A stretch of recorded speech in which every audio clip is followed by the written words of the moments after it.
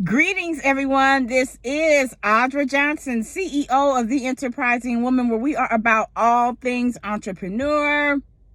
I am also your go-to and your strategist for small business startups, all things cleaning, health and wellness, and finances. Well, today's broadcast is geared toward those that have cleaning businesses or are thinking about starting a cleaning business or looking for a side hustle that involves any type of cleaning. So, I counsel and I sit on a lot of boards and associations I'm involved in. I deal with like a lot of people that are professional cleaners. And so here lately, over the last few months, I have received a lot of information from professional cleaners that tell me that when they go and they actually, prospect, or when they go and have a walkthrough with a homeowner and they go ahead and scale everything and give them the price, how much pushback they get. And so, it took about 2 or 3 days of me really pondering on that. And I know that,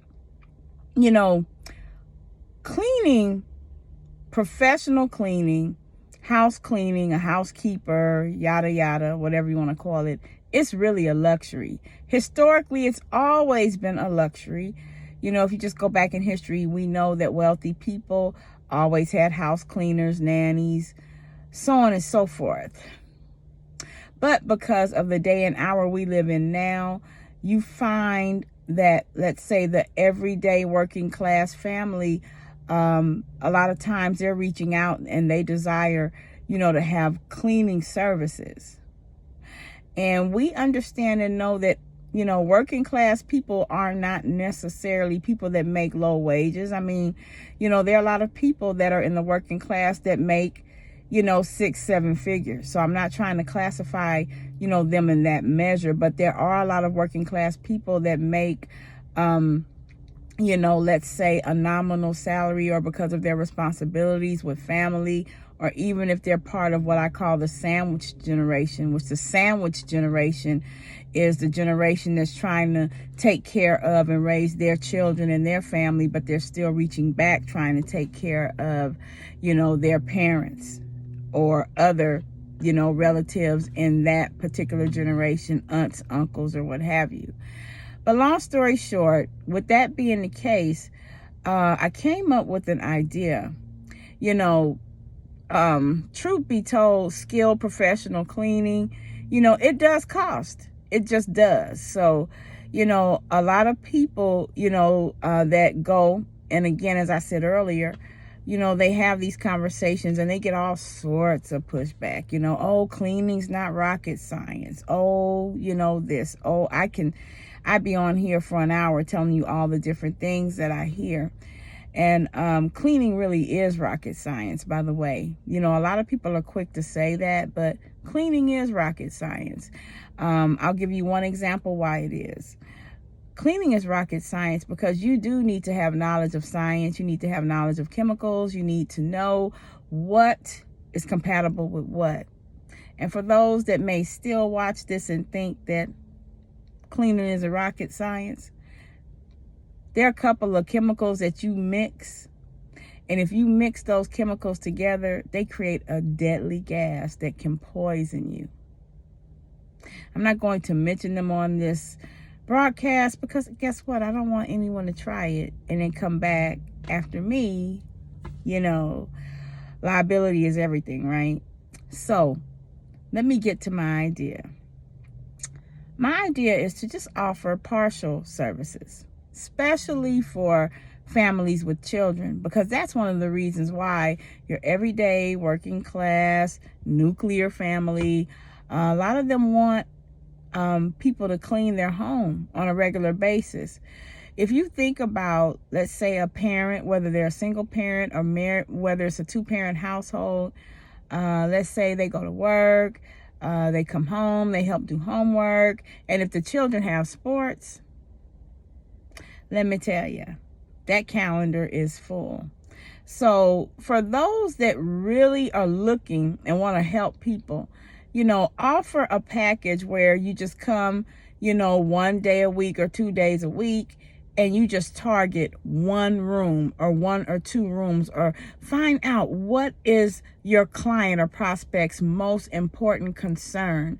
Like, what is most important to them in terms of what they would like, cleaned, and try to work out something that way.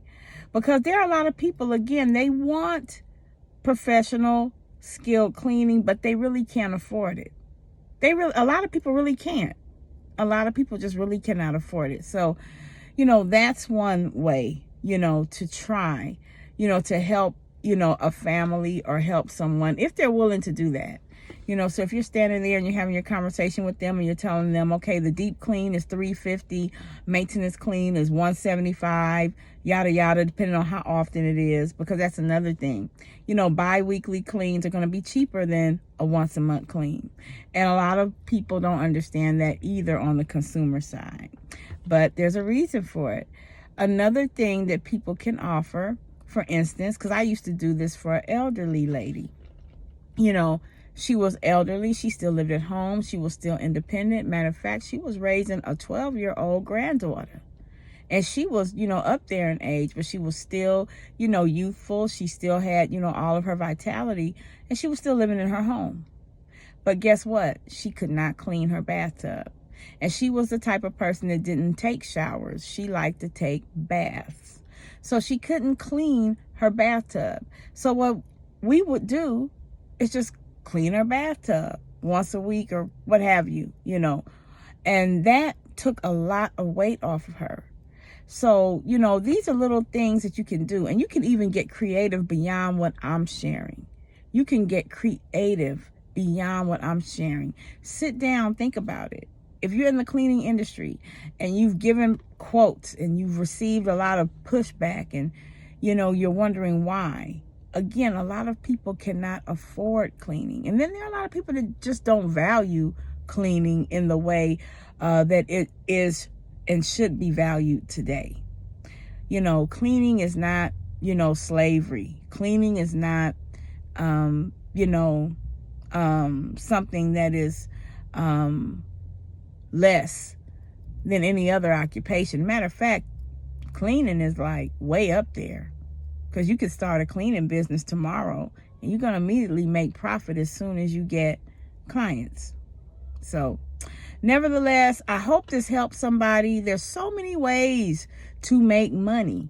And so don't allow what you see in this new normal to make you afraid. Just study what's still making money.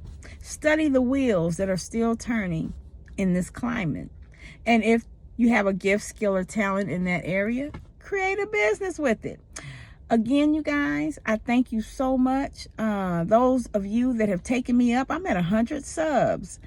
Thank you so much for helping to make that possible.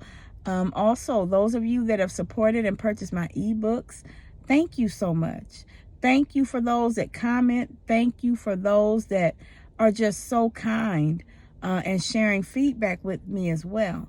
So my website is theenterprisingwoman.com.